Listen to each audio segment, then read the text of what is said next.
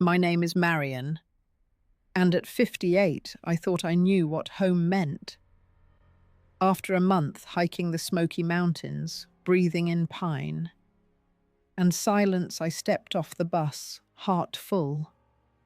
The air was crisp, carrying the faint scent of wood smoke from distant cabins, and my boots still held the dust of those trails.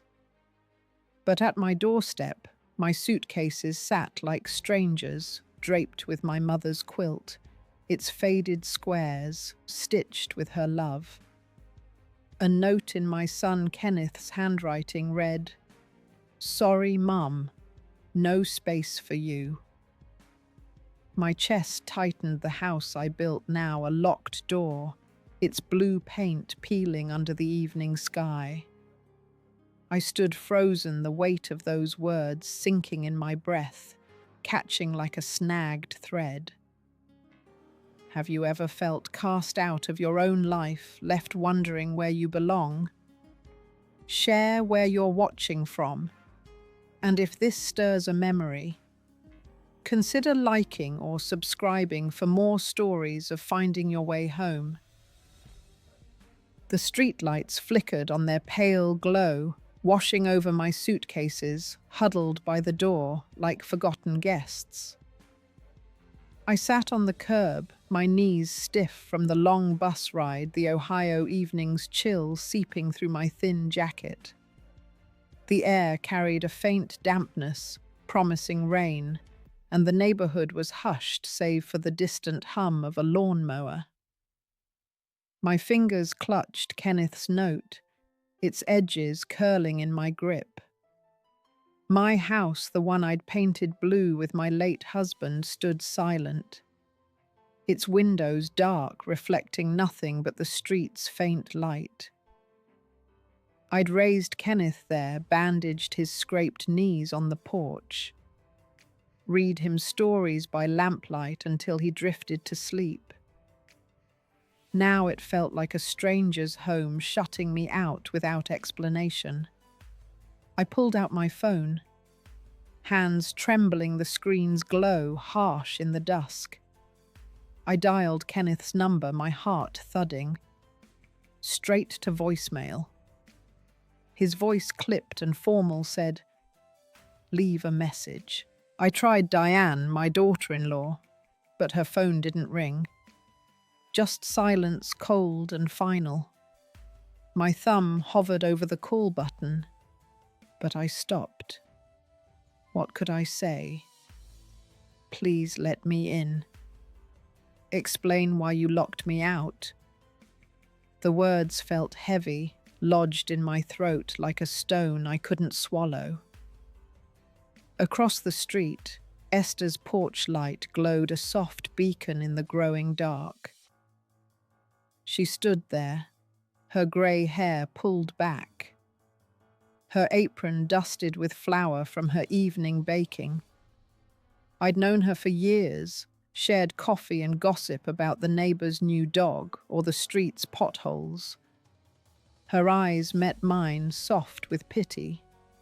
But she didn't cross the street. Her hesitation stung, though I understood. What could she say to a woman sitting among her own belongings, cast out by her son? I gave her a small wave, my hand heavy, and she nodded, her lips tight, before stepping back inside her door, clicking shut with a sound that echoed in my chest. I unzipped my suitcase, desperate for something to anchor me. My fingers brushed my mother's quilt. Its patches faded, but warm, each square a memory of her late-night sewing.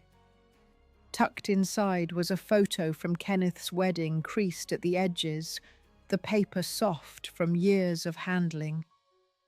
There we were, me beaming in a navy dress, my smile wide but fragile.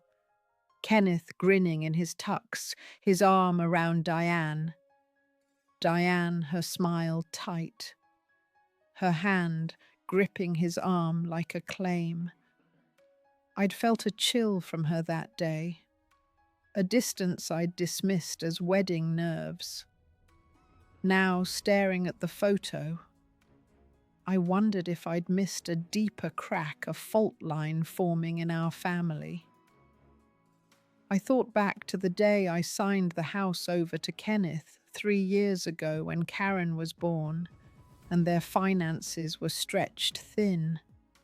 I'd wanted them secure, wanted to give them the home my husband and I had built with sweat and laughter. It was my gift, my trust. I'd handed him the deed at the kitchen table, my smile steady, saying, "This is yours now. Take care of it." He'd hugged me, his voice thick, promising he'd never forget what I'd done. I believed him, my heart full of his gratitude. Maybe I shouldn't have. My chest ached, not just from the cold, but from a question I couldn't shake. Had I been too much? Too present in their lives? I'd cooked dinners when Diane worked late, babysat. Karen fixed the porch when it sagged after a storm. Diane always thanked me, her words polite, but clipped her eyes elsewhere like I was an obligation. Kenneth used to laugh it off, saying she was just stressed.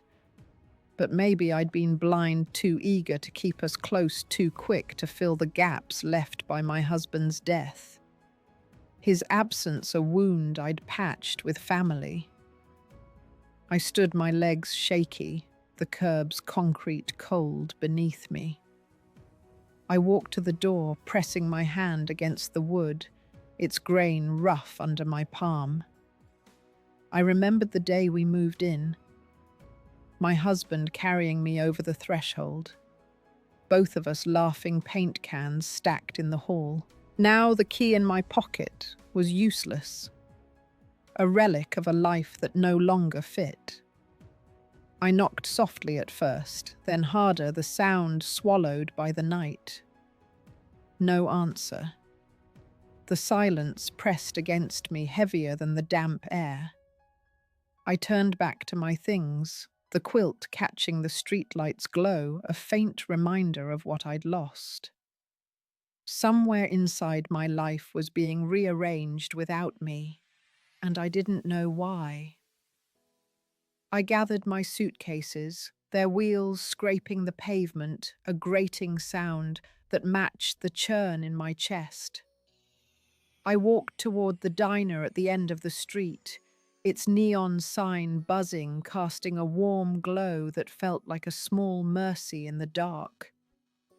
Inside, the air smelled of coffee and fried onions, the clatter of dishes and hum of late-night conversations wrapping around me like a borrowed blanket. I slid into a booth, the vinyl creaking under my weight, and set Kenneth's note on the table, its edges curling further in the humid air. My eyes traced his words again, searching for a clue, a reason, anything to explain the rejection. The waitress.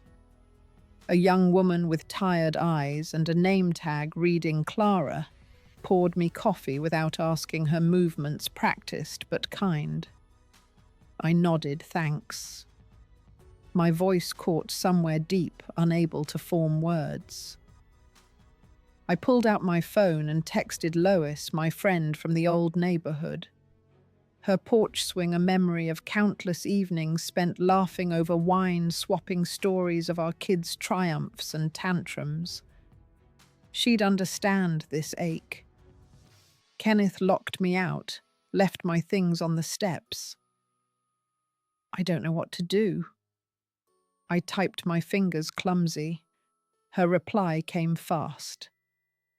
Call him. Don't let this slide. I'm here. Her words steadied me, but they also sharpened the pain like pressing on a bruise. I wanted to call to demand answers, but what if he didn't pick up again? What if he meant every word of that note? I walked back to the house, the coffee sitting heavy in my stomach, its bitterness lingering. The street was quieter now, the neighborhood asleep. the only sound the faint rustle of leaves in the breeze. I stood at the edge of the lawn, peering through the living room window, the glass cool against my fingertips. The curtains were new, a floral pattern I didn't recognize their bright colors, jarring against my memory of the old beige ones. My couch was gone, replaced by a sleek grey one, too modern for the room.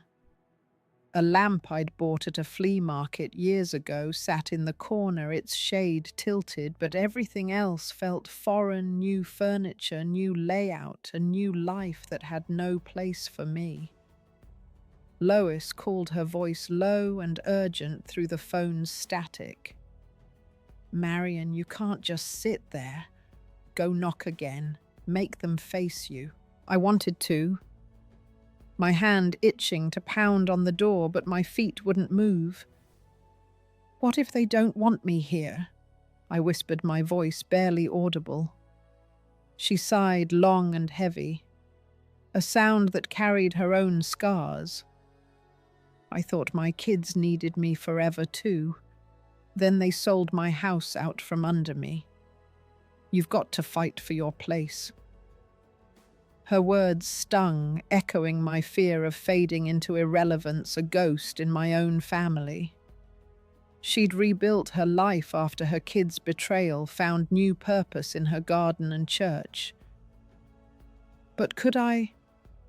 I rummaged through my purse, desperate for something to ground me, and found a crumpled grocery list written in Kenneth's childhood scrawl. The ink, faded but legible. Milk cereal apples.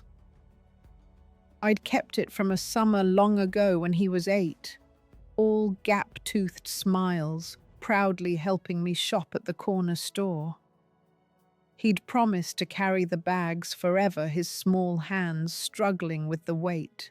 I smoothed the paper, my throat tightening, the memory so vivid I could almost hear his laughter. That boy was gone, replaced by a man who'd left my things on the doorstep. Had I pushed too hard, stayed too close? Or had I missed him slipping away, lost in my own need to hold us together? I sat on the grass, the dew soaking through my jeans, cold and unyielding. The house loomed, its silence louder than any answer Kenneth could give. I thought of my mother, Rose, her voice steady even in her final days. Her hospital room filled with the beep of machines. "Family can hurt you most." She'd said, her hands frail but firm in mine. "But you're stronger than their choices." I wanted to believe her, to feel that strength. But the weight of Kenneth's note pressed harder, its words a wall I couldn't climb. I wasn't ready to face him, not yet. The hurt was sharpening, turning into something raw, something I couldn't ignore. I woke to the hum of the motel's air conditioner, its rattle matching the churn in my chest. The room smelled of stale carpet and bleach, the bed too stiff to feel like rest, its sheets scratchy against my skin. My suitcases sat in the corner, the quilt folded neatly on top, its colors muted in the dim light. I reached for my mother's prayer book. Its leather cover, worn smooth pages, dog-eared from her years of grief after my father's sudden heart attack. I opened it, hoping for comfort, and found her handwriting on a slip of paper tucked inside. "Forgive, but don't forget your worth." My eyes stung, the words blurring. Worth. What was mine now when my own son had locked me out? I dialed Joyce, my sister, her voice a lifeline across the miles from her Oregon home. "Marian, this is wrong," she said, her tone sharp, cutting through the fog in my mind. Kenneth can't just push you out. You gave him everything. I paced the room, the carpet rough under my bare feet, the walls closing in with their faded wallpaper. I don't know what I did wrong. I admitted, my voice small. Maybe I was too much. Joyce snorted, her frustration palpable. Too much. You raised him alone. You signed over your home. Don't you dare blame yourself. Her words lit a spark of anger, but it flickered against the weight of my doubt, a heavy fog that wouldn't lift. I sat on the bed, scrolling through old texts from Kenneth, the blue light of my phone harsh in the dim room. 2 years ago, he'd sent long messages full of gratitude for my help with Karen's school fees, his words warm and earnest. Last month, his replies were single words. Thanks, busy. I hadn't noticed the shift, too caught up in keeping the family close, in being the mother who was always there. Had he been pulling away all along, or had Diane nudged him there? I thought of the years I'd worked double shifts at the library, skipping sleep to pay for his college, my eyes burning from late-night paperwork. Diane had called it meddling once, her voice sharp at a Christmas dinner as she pushed my homemade pie aside. I'd laughed it off, but the memory burned now, a wound reopening. I tucked the prayer book into my bag, its weight a small comfort, and called Joyce again. I'm going to see him, I said, my voice steadier than I felt the decision forming like a knot tightening. Good, she replied, her tone fierce. But don't let him off easy. You deserve answers. I checked out of the motel, the clerk barely glancing up as I paid his hands, busy with a crossword. Outside, the morning was grey, the air heavy with coming rain, the clouds low and oppressive. I drove to Kenneth's hardware store, my hands tight on the wheel, the leather creaking under my grip. The parking lot was half empty, and through the glass doors I saw him stacking paint cans. His face relaxed, laughing with a co-worker named Jim, their voices muffled but light. He looked so at ease, as if my world hadn't just cracked open, as if I wasn't sitting outside invisible. I parked, but didn't get out, my heart pounding, a mix of fury and fear pulsing through me. What if he brushed me off? What if he looked at me like I was the problem? A burden he'd outgrown. I thought of the time he stopped inviting me to Karen's recitals, saying they needed family-only time. His voice casual but firm. I'd nodded, swallowing the hurt, telling myself it was normal for them to want space. But this was my home. My life packed up and discarded like old clothes. The anger grew a slow burn in my chest, but it tangled with grief, a heavy knot I couldn't untie. I wasn't ready to face him, not yet. I needed to know how deep this cut went, how far I'd been pushed out. I drove away from the hardware store, Kenneth's laughter still echoing in my mind, a sound that felt like a door slamming shut.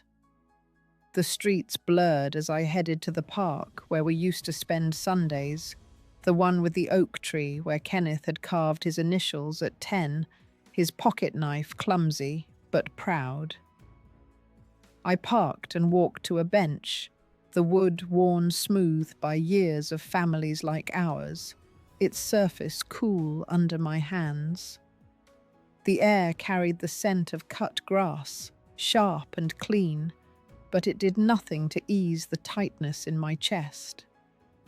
I sat pulling out a notebook from my bag, the one I used for grocery lists and reminders.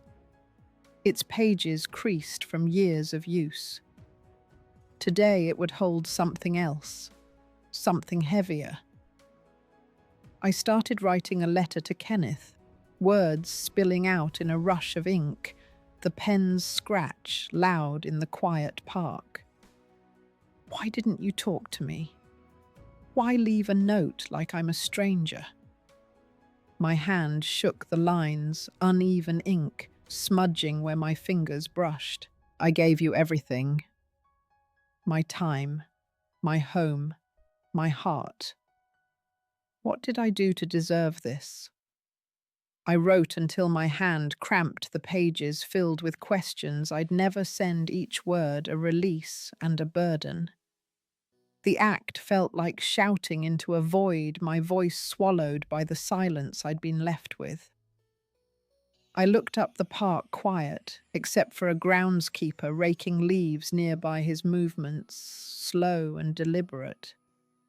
His name tag read, Harold. His face lined with years of sun and loss, his eyes catching mine as he paused. You look like you're carrying the world, he said, voice rough but kind, leaning on his rake. I managed a half smile, unsure how to answer, my throat tight. My daughter hasn't spoken to me in 5 years. He added, unprompted, his gaze drifting to the horizon. Moved across the country, didn't even say why. You learn to live with the whole. His words landed like a stone in my stomach, heavy and cold. Was that my future? A life defined by absence, a hole I'd have to carry forever. I thanked him and walked to the playground, empty. Now swings swaying in the breeze, their chains creaking softly. I could almost see Kenneth at 10, running to me with a grin, promising to build me a house one day, bigger than this whole park. I'd laughed, ruffling his hair, believing we'd always be that close, that his promises would hold. But Diane's voice cut through the memory, a sharp comment at a family dinner years ago. You're always here, don't you have your own life? Her tone had been light, but her eyes were hard, the words landing like a slap. I'd brushed it off, told myself she was just tired, but now I saw it differently. Her words were a warning, a line drawn to push me out, and I'd ignored it. I reached into my coat pocket, fingers brushing a small toy car. Its red paint chipped its wheels, stiff from years of neglect. Kenneth used to race it across the kitchen floor, his laughter filling the house, a sound I'd thought would never fade. I'd kept it a silly keepsake from when he needed me, when I was his world. Now it felt like a taunt, a reminder of what I'd lost. Had I held on too tightly, smothered him with my love? Or had I missed him pulling away, letting Diane redraw the lines of our family? The thought twisted in me, anger and grief tangling until I couldn't tell them apart. I stood the toy car, heavy in my hand, its edges digging into my palm. The park felt smaller now, the oak tree's branches bare against the grey sky, their shadows long and jagged. Harold was gone, his rake leaning against a fence, the leaves scattered again by the wind. I walked back to my car, the letter still in my bag, its words burning like a fever. I wasn't ready to confront Kenneth, but the hurt was growing sharp and unyielding, like a splinter working deeper. I didn't know what came next, but I knew I couldn't stay still, not with this pain clawing at me, demanding to be felt. After days of silence, Kenneth called, his voice tight, almost hesitant. Can you come over, Mum? We need to talk. I drove to the house. My stomach knotted the familiar street, now foreign, its tidy lawns and mailboxes mocking my displacement. The door opened and there was Kenneth, his eyes avoiding mine, his shoulders hunched. Diane stood behind him. Arms crossed, her face unreadable, her hair pulled back tightly. The living room smelled of fresh paint. The walls a stark white that erased years of my touch. My old rug was gone, replaced by cold hardwood that gleamed under the overhead light. I stood in the doorway, feeling like a guest in a place I'd once called home. "Sit down," Kenneth said, gesturing to the new grey couch, its fabric stiff and unfamiliar. I stayed standing. My bag clutched tight, the weight of my mother's prayer book inside, grounding me like an anchor. "What's going on?" I asked, my voice steady, despite the tremor in my chest, the air thick with tension. Kenneth shifted, rubbing his neck, his fingers restless. "We needed the space, Mum. Diane's mother Beverly is moving in. She's got nowhere else." His words hit like a slap, sharp and cold, stealing my breath. My room, my home, given to someone else without a word, without a question. Diane spoke up. Her tone clipped, her eyes fixed on a point past my shoulder. "You're independent, Marion. You don't need this house. We thought you'd understand." Understand? My jaw tightened, heat rising in my throat. A fire I hadn't felt before. "You thought I'd understand being locked out. My things left on the curb like trash." Kenneth looked away, his hands twisting together, his knuckles pale. Diane's eyes narrowed, her voice cool. "We didn't mean to hurt you. It's just practical. Practical." The word cut deeper than the note, reducing my life, my sacrifices, my love to a problem to be solved. I wandered to the corner, my steps heavy, where a cardboard box sat labeled "Donate" in Sharpie. Inside was my mother's antique clock, its brass face dull under a layer of dust, its hands still. My breath caught a sharp pain in my chest. She'd given it to me when I married, her hands trembling as she said, "This is our family's heartbeat. Keep it ticking." I lifted it, the weight. Familiar, its faint tick, stirring like a pulse. "You're giving this away?" I asked, my voice breaking the words, barely audible. Kenneth mumbled, "We thought it was just old stuff. Just old stuff." My history, my mother's love, tossed aside like clutter. I turned to Diane, anger spilling over, hot and unyielding. "You didn't even ask me. You took my home, my memories, and decided I don't belong." She bristled, stepping forward, her voice sharp. "This isn't about you, Marion. It's about family needs." Family? The word stung, twisting the knife deeper. I looked at Kenneth, waiting for him to speak, to defend me, to say something. He didn't. His silence was louder than Diane's words, a betrayal that burned through me, leaving ashes. The clock's chime rang out soft but piercing, filling the room with ghosts of my past, their weight heavier than I could bear. Beverly walked in her suitcase, rolling behind her, the wheels loud against the hardwood. "Oh, Marion, you're here," she said. her smile bright, oblivious to the tension crackling in the air. Her presence felt like a wall sealing me out. Her cheer a stark contrast to my unraveling. I clutched the clock tighter, my heart pounding, my fingers numb. This wasn't just about a room. It was my place in their lives, erased without a conversation, without a thought. I wanted to scream, to demand answers, but the weight of their choice held me still. The truth sinking in like a stone, cold and unyielding. I drove away from Kenneth's house, the clock heavy in my lap, its faint tick swallowed by the hum of the engine.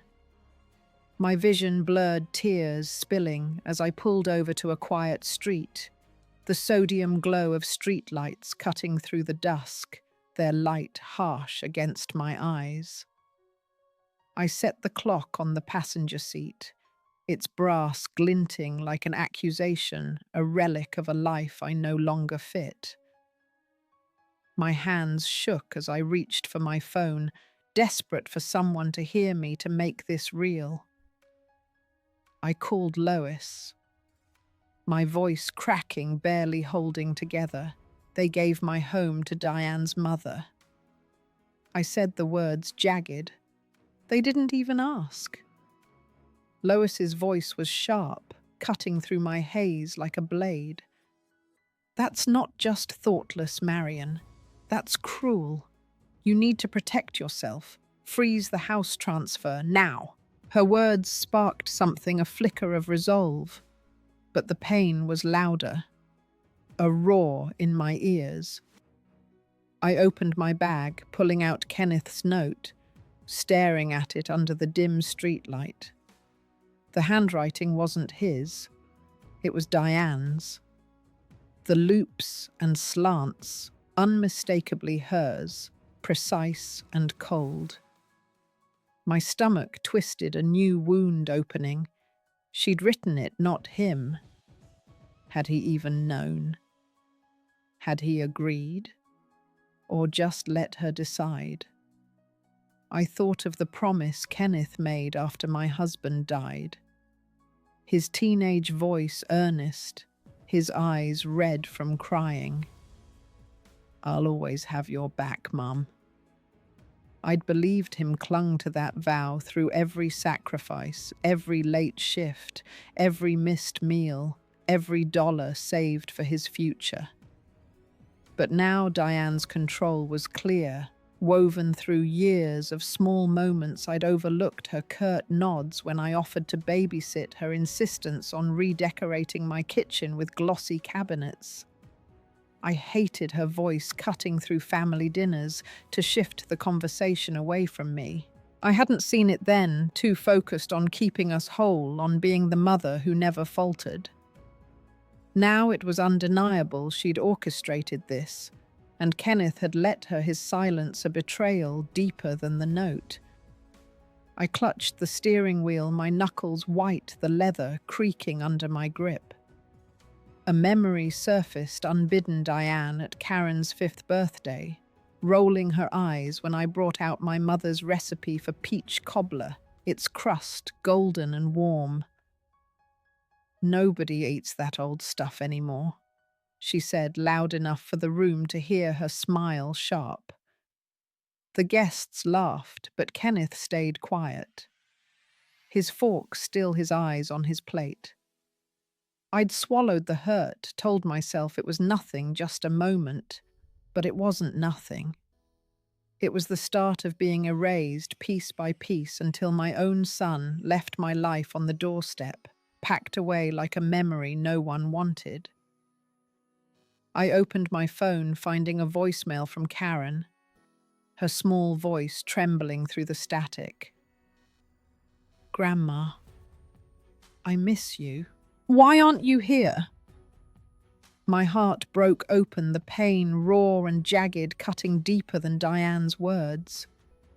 She didn't know about the note, the boxes, the room now claimed by Beverly. I wanted to call her, to promise I'd never leave her, but what could I say? Her parents had decided I didn't belong, that I was expendable. The betrayal sank deeper. Not just Kenneth's silence, but Diane's hand guiding it, rewriting our family without me leaving me to drown in the aftermath. I leaned back, the car's silence pressing in, heavy and suffocating. The clock ticked beside me, a faint pulse against the chaos in my chest. My life, my love, my home reduced to a note in someone else's handwriting, a dismissal I couldn't unsee. I was unmoored. My trust shattered, the pieces too sharp to pick up. The truth was bare, and it left me hollow, staring into a darkness I couldn't yet name. My breath shallow, my hands empty. The car's engine had long gone quiet, but I still sat there, the clock's faint tick filling the silence, a rhythm that kept me tethered. My tears had dried, leaving a raw ache in their place, like a bruise pressed too hard. Diane's handwriting on that note burned in my mind, its loops a silent accusation. But Lois's words echoed louder, protect yourself. I drove to the small apartment I'd bought years ago, a quiet decision after my husband's death. A safety net I'd kept secret from Kenneth, even from myself. The building was plain, tucked behind a row of maples, their leaves rustling softly, its brick facade worn but sturdy, stained by years of rain. I carried my suitcases inside the clock, cradled in my arms. Its weight, a reminder of what I still held. The apartment smelled of dust and time. Its bare walls a blank slate, the floors creaking under my steps. I set the clock on a shelf. Its chimes soft but steady, a heartbeat in the stillness. I draped my mother's quilt over a chair, its patches catching the dim light from a single bulb.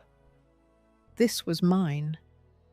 A space they couldn't take, a corner of the world I could claim. I called Gerald, a lawyer I'd met through Lois years ago. His number scribbled in an old address book, its pages yellowed but intact.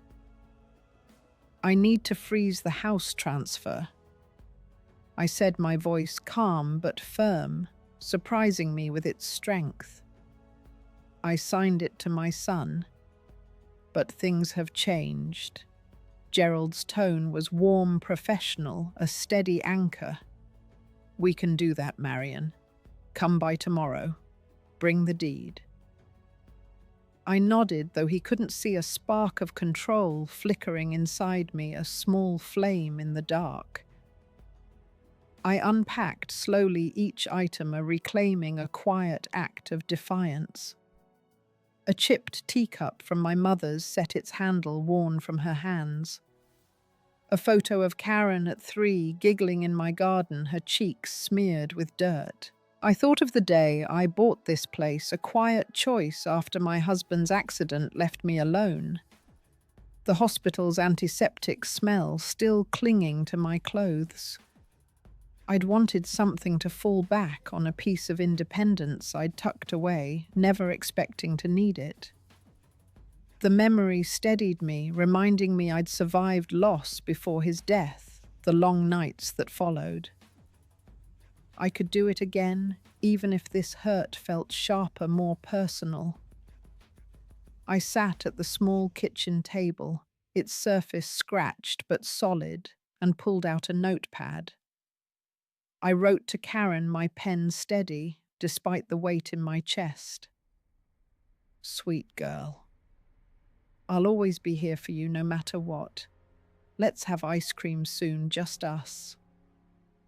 I sealed the letter, picturing her smile, her small hand in mine, her laughter a light I could still hold on to. She was my reason to keep going, to not let this break me. But the house, my home, I needed to protect it, not for spite, but for the life I'd built, the years I'd poured into its walls. Gerald's office was downtown, a small space cluttered with files, the air heavy with the scent of ink and old wood. He listened as I explained, his eyes kind but sharp, his pen tapping softly on his desk. "You've got rights, Marion. The transfer's in your son's name, but we can file to freeze it until things are clear." He paused, leaning back his chair, creaking. "My sister went through something like this. Gave her kids too much, got pushed out. You're doing the right thing." His story hit close, a mirror to my own. His voice carrying the weight of someone who'd seen families fracture. I signed the papers, my hand steady, the act feeling like a line drawn in the sand, a boundary I hadn't known I could set. Back at the apartment, I found an old journal tucked in a box, its pages filled with dreams I'd scribbled years ago. Travel right live on my own terms. I'd forgotten them, buried under years of putting Kenneth first, of being the mother who never wavered. Now they stared back, a quiet call to reclaim myself, to remember who I was beyond the sacrifices. I wasn't just a mother pushed aside. I was Marion, and I was starting to remember her, her strength, her quiet fire. The morning sun filtered through the apartment's blinds, casting stripes across the kitchen table, their edges soft in the early light. I sat with a cup of tea, the steam curling upward, its warmth seeping into my palms. I opened my journal again. Those old dreams travel right live, freely, feeling closer now. Not just words on a page, but a path I could choose. I pulled out my phone and called Joyce. My sister's voice crackling through the line from her Oregon home. Her laughter a familiar comfort. "I'm meeting with Kenneth and Diane soon," I said, my voice steady, a resolve I hadn't felt in weeks. "I've got a lawyer. I'm taking back what's mine." Joyce laughed, a sound of pride, raw and bright. "That's my sister. Don't let them walk over you." I drove to a coffee shop downtown, a place with worn wooden tables and the hum of morning chatter, the air rich with the scent of roasted beans. Gerald was already there, his briefcase open, papers neatly stacked, his glasses perched on his nose.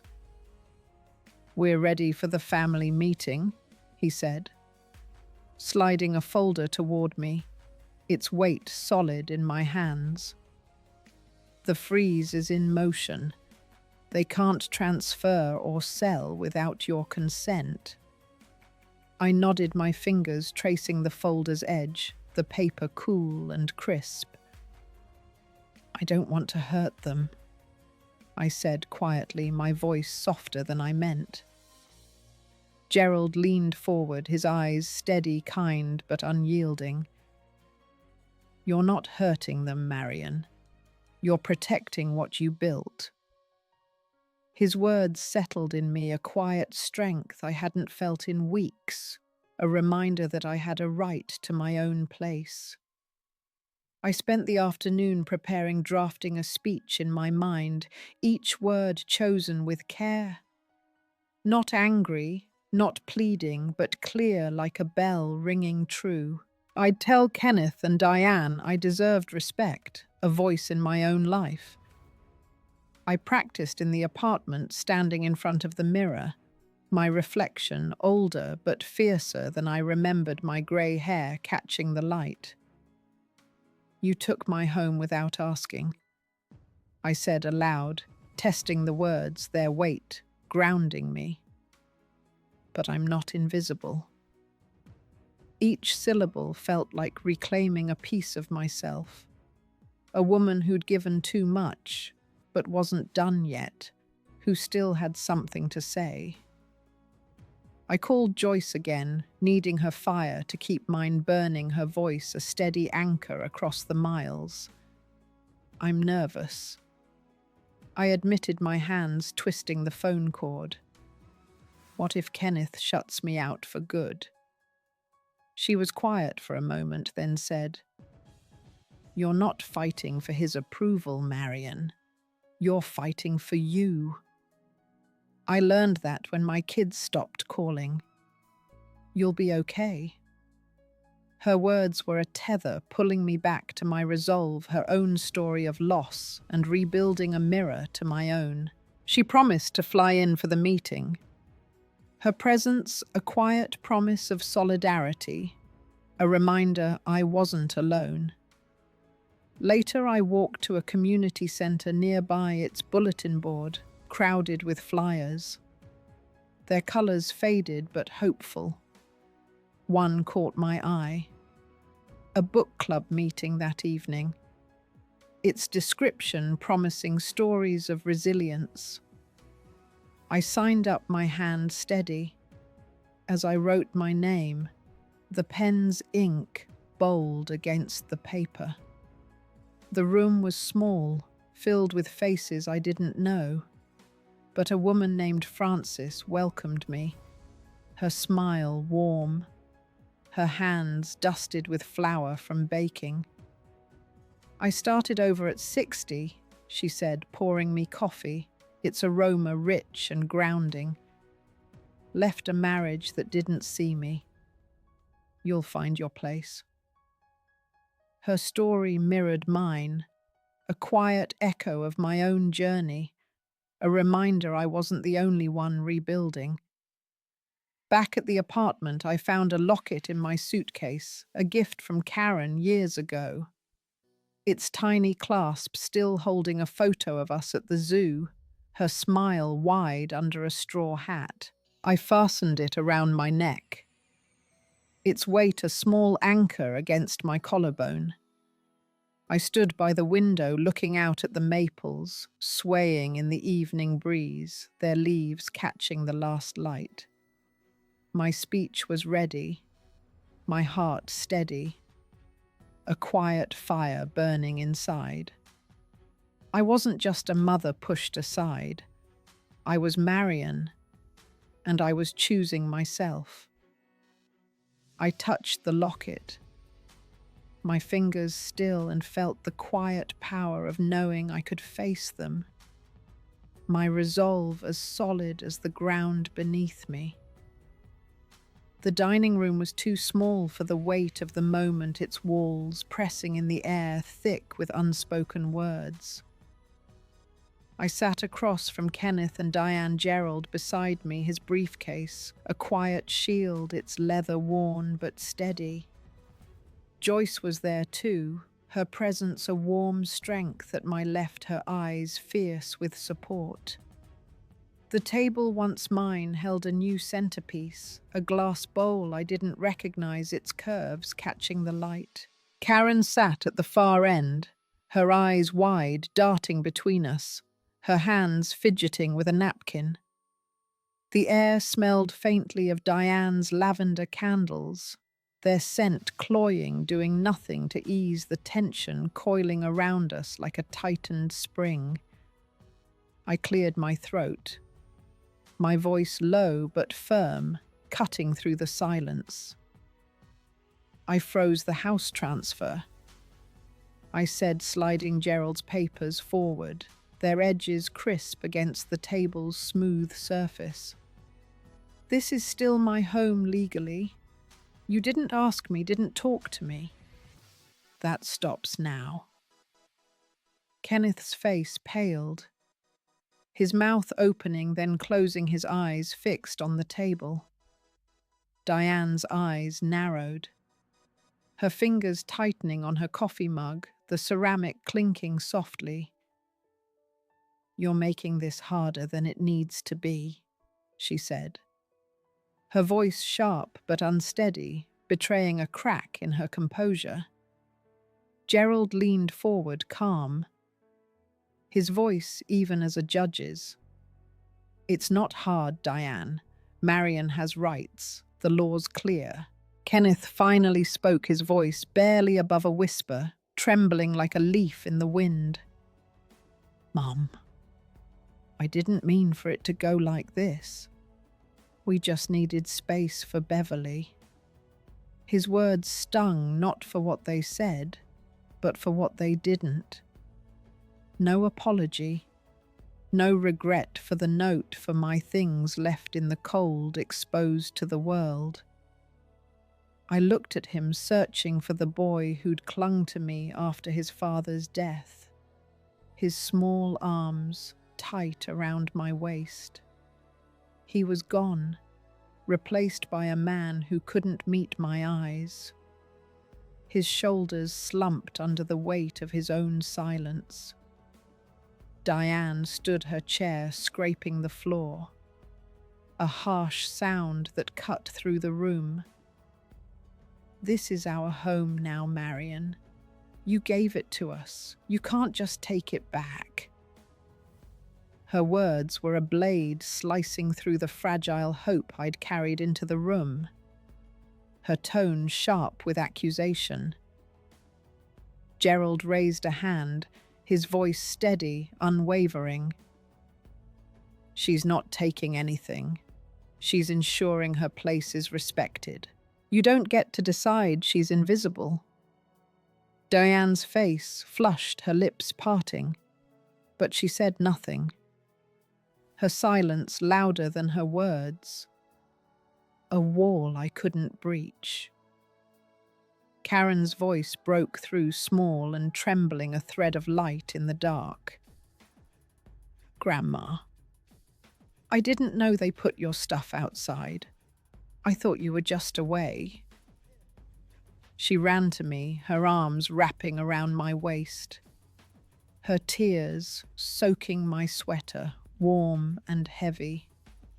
My heart cracked, but her warmth steadied me, a small anchor in the storm. I stroked her hair, whispering, "It's okay, sweetheart." But it wasn't. Her love was a lifeline, a fragile thread, but it couldn't erase the rift between me and her parents, the chasm that had opened under my feet. I looked at the family photo on the wall, its frame slightly crooked, showing us at Karen's first birthday cake, smeared on our hands. Laughter frozen in time. Now that memory felt like a lie, a moment stolen by time and choices, its colors faded like an old dream. Diane's glare burned, Kenneth's silence suffocated, and Karen's tears weighed on me, each a stone in my chest.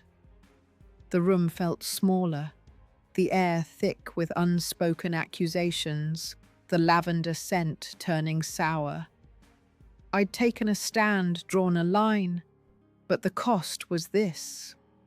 A family fractured, staring at each other across a table that no longer felt like home, the pieces scattered beyond my reach.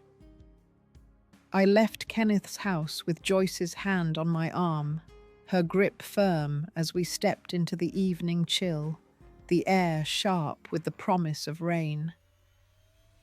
Back at my apartment, the clock's soft tick greeted me, a steady pulse in the quiet, its sound a faint comfort.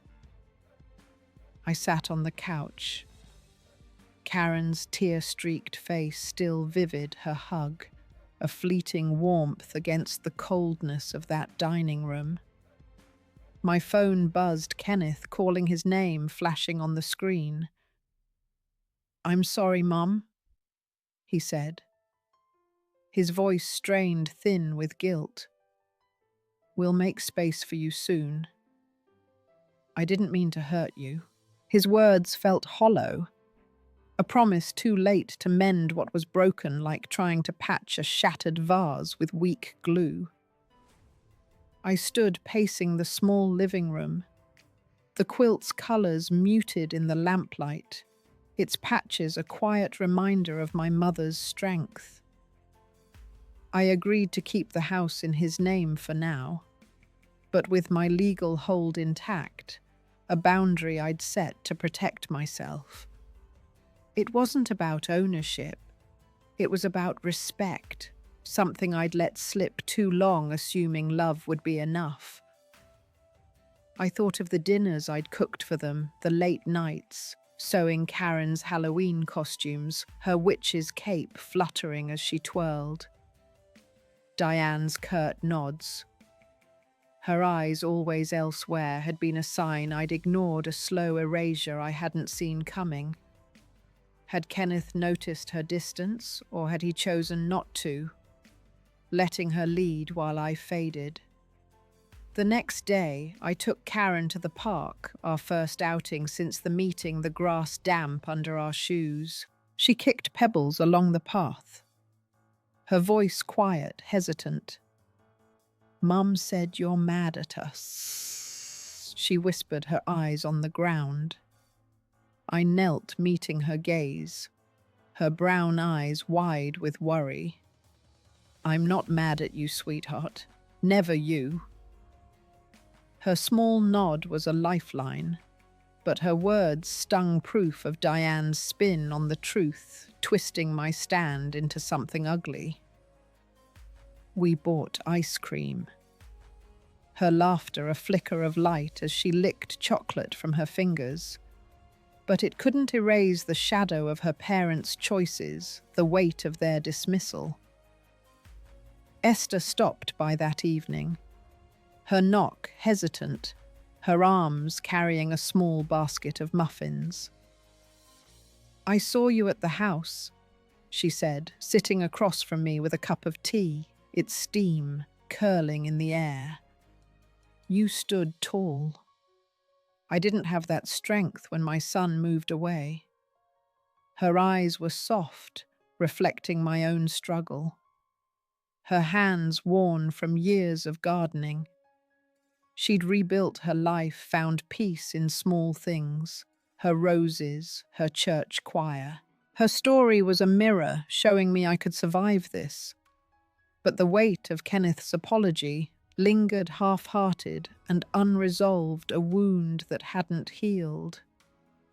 I found a letter from Karen in my mailbox later. Her childish handwriting wobbly but earnest, the paper slightly crumpled. "I love you, Grandma. Don't go away." I pressed it to my chest, my throat tight. Her words, a spark of warmth in the cold. She was my anchor, a reason to keep going.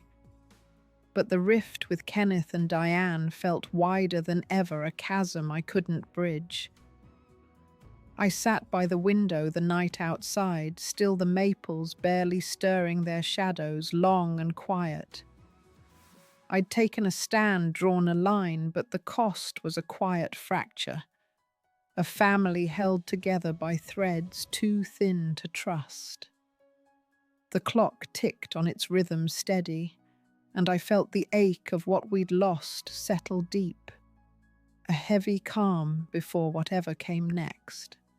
Spring light spilled through my apartment's windows, painting the quilt on the wall in soft golds, its colours brighter in the morning glow. I stood on a stool, securing its edges with care, the fabric a patchwork of my mother's hands, her steady stitches holding years of her quiet strength, her late-night sewing a memory I could still hear. The apartment felt like home now, its corners filled with small claims of my own, a teapot on the stove, its whistle a daily ritual. Books stacked by the couch, their pages marked with my notes. I stepped down, my knees creaking, and felt a stillness settle, a peace I hadn't known in months, a quiet that felt earned. I walked to the community centre that evening, my book club's chatter, a gentle hum in the background, the room alive with the rustle of pages and soft laughter. The air smelled of coffee and old paper, a comfort that eased the edges of my heart like a familiar song. Frances handed me a worn copy of a novel, her eyes crinkling with warmth. "This one's about starting over," she said, her voice soft but sure. "Thought it might speak to you." I smiled her kindness, a mirror to the life I was rebuilding one small step at a time, her words. A reminder that I wasn't alone in this. At home, I opened my journal, its pages now a record of this new chapter, the ink fresh and bold. I wrote about the morning's light, the quilt's colours, the way Frances's laugh reminded me of my mother's, bright and unguarded. I thought of the years I'd spent pouring myself into Kenneth's life school plays, where I clapped the loudest late-night talks about his dreams, the mortgage I paid alone after his father died. My hands aching from long hours at the library. Those years weren't wasted, but they'd cost me pieces of myself, fragments I'd given without counting. Now I was gathering them back, word by word, moment by moment, rebuilding a life that was mine. I flipped to an old entry written after a rare fight with my mother. Her voice sharp but loving over a kitchen table long gone. She'd told me, "You can't make people love you the way you want, but you can choose how you carry on." I'd dismissed it then, too busy building a family, too focused on being needed to hear her. Now her words landed differently, a quiet truth. I was learning to live a compass for this new path. I closed the journal, my fingers lingering on its cover, the leather soft under my touch, and felt the weight of hurt soften, not gone, but lighter like a bruise fading into skin. I stood by the window, the street below, alive with evening walkers, their voices a soft murmur. A young couple passed their hands, linked their laughter bright, and I remembered walks with my husband, his quiet jokes under the same spring light, his hand warm in mine. I didn't ache for him the way I used to. I'd learnt to carry his absence, to let it be part of me without defining me. Maybe I could carry this too. Kenneth's distance, Diane's coldness, the house that wasn't mine anymore. The quilt glowed behind me, its colours a reminder of what endures, what I could still hold. I breathed slow, the air steady in my lungs, and felt myself settling into a quiet. I'd earned a peace that felt like home. I met Karen at the park, our new ritual, the grass.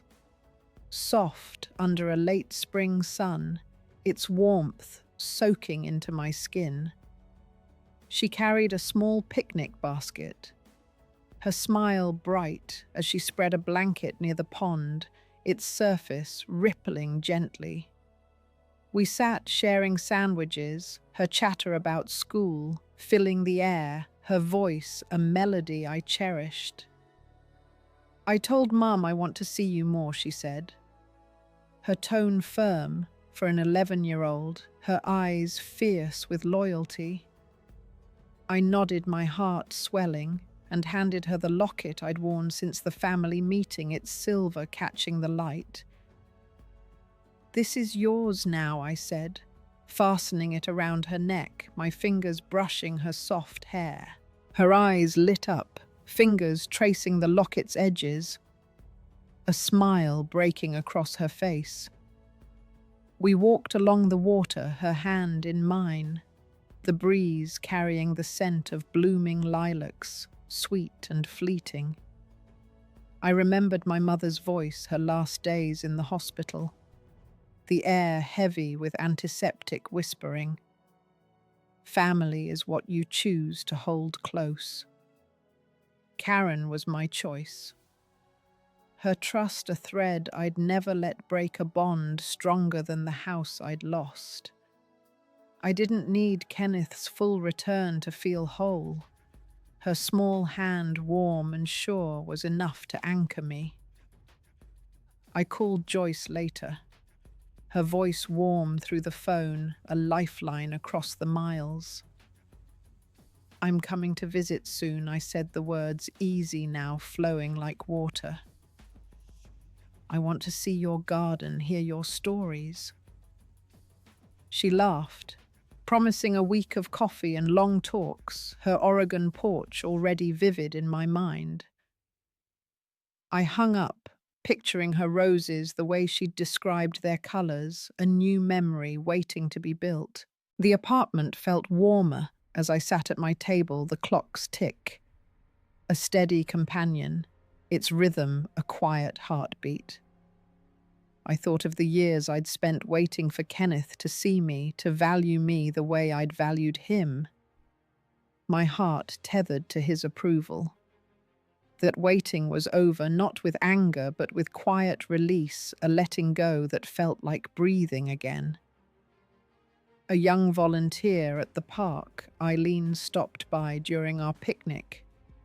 Her apron dusted with soil, her hands smelling of earth. "My grandma and I didn't talk for years," she said, crouching beside us. Her voice soft, but sure. Then we started writing letters. It changed everything. Her words lingered, a reminder that bridges could be built even slowly, even imperfectly. I smiled, tucking the thought away, not for Kenneth, but for the life I was shaping, the connections I could choose. Karen slipped a drawing into my bag as we packed up a crayon sketch of our picnic, her and me by the pond, the colors bold and bright. I found it later, smoothing it on my table, its lines a testament to her love. The locket gleamed around her neck as we'd said goodbye, her hug fierce and quick, her warmth lingering on my skin. I stood in my apartment, the evening light soft, the air still, and felt the weight of loss settle into something else, a calm that didn't erase the hurt, but lived beside it, steady and sure. I was enough here now in this small space I'd made mine. A year has passed since I found my life packed on the doorstep, and my apartment now feels like a home, its walls alive with traces of me, each corner a quiet claim. The morning light catches a small vase of wildflowers I picked yesterday, their purple petals bright against the windowsill, their stems fragile but stubborn. I sit at my table, a mug of tea warming my hands, and trace the grain of the wood, a habit I've grown into, its texture grounding me. This place, once a fallback, has become my center, a quiet space where I'm enough, where I can breathe without apology. I've built new rhythms, small but steady. Mornings start with coffee and a walk to the community center, the sidewalk familiar under my shoes, the air fresh with dew. The book club has become my anchor. Its members a patchwork of stories and laughter. Frances and I linger after meetings, sharing stories over pastries. Her laugh a steady comfort, her eyes bright with shared understanding. Last week she told me about her move to a new city at 65, chasing a life she'd postponed too long, her voice alive with the thrill of it. "You're doing the same," she said, her eyes kind, seeing me in a way I hadn't seen myself. I nodded, her words a mirror to the life I was rebuilding, one small choice at a time.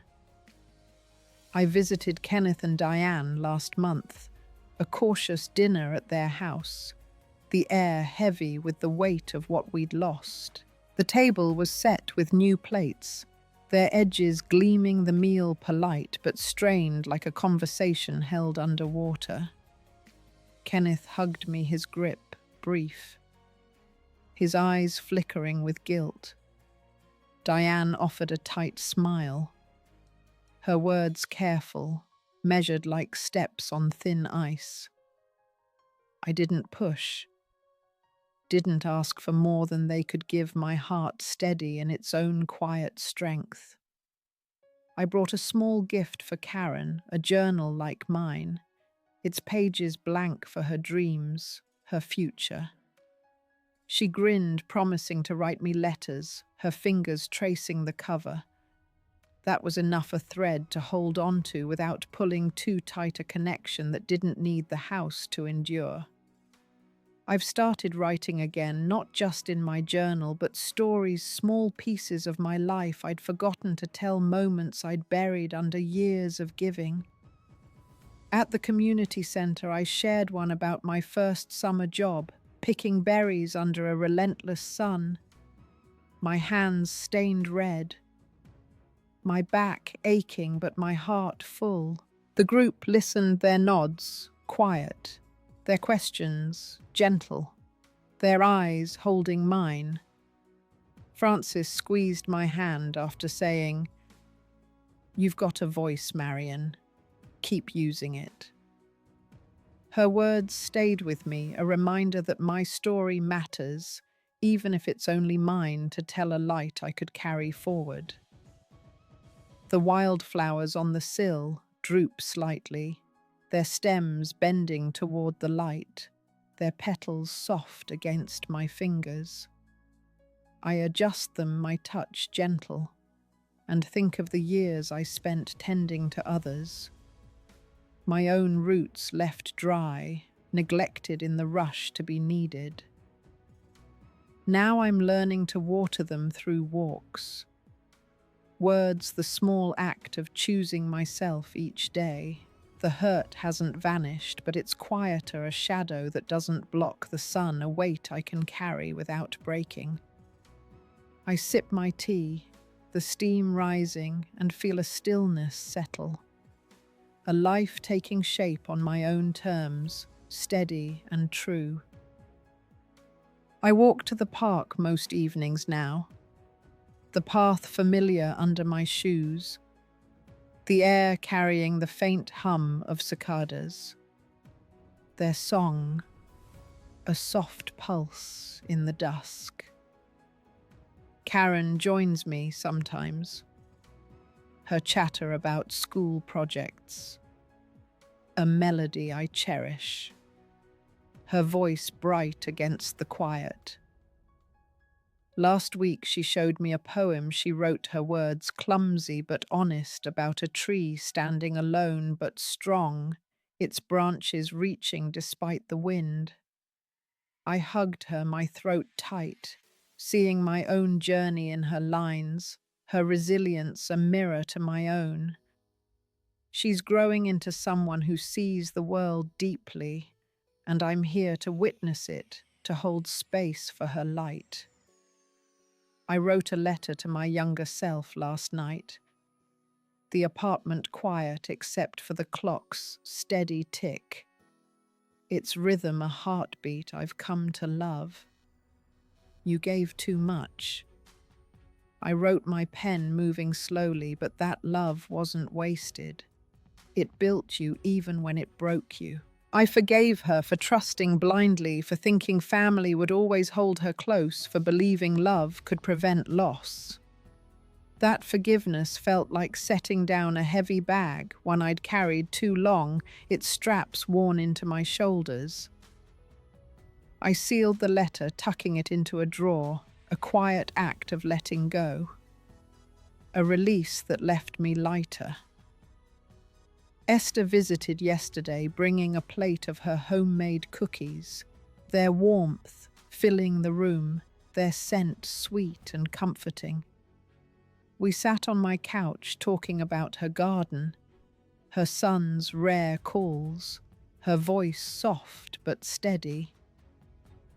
"You've changed," she said, her eyes soft, reflecting my own struggle and growth. "You're not just surviving, you're living." Her words landed gently, a truth I was starting to feel, a quiet shift I hadn't named until now. I'd spent years tying my worth to Kenneth's love, to a house I no longer needed, to a role I thought defined me. Now I was building something else, a life rooted in my own choices, my own strength. At the community center's spring event, I read another story. This one about my mother teaching me to dance in our old kitchen.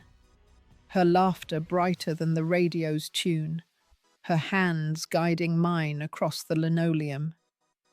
The crowd was small, but their eyes held mine, their claps warm, their faces alive with recognition. Francis whispered, "You're finding your place." I nodded, my chest light, the weight of the past softer now. I didn't need the old house or Kenneth's full return. I had this, my voice, my people, my small, sturdy world built from the ground up. The lesson came slowly, pieced together through these quiet months, each moment a stitch in a new pattern.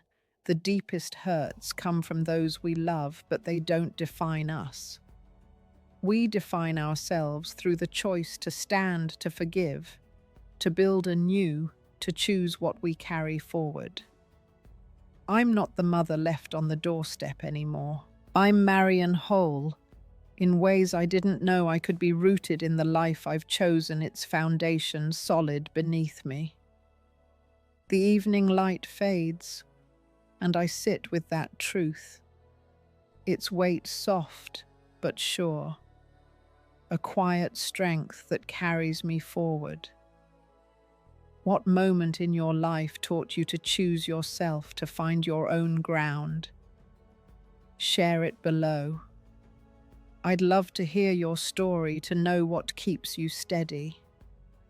If this journey touched your heart, consider liking or subscribing to join me in finding peace through life's hardest moments.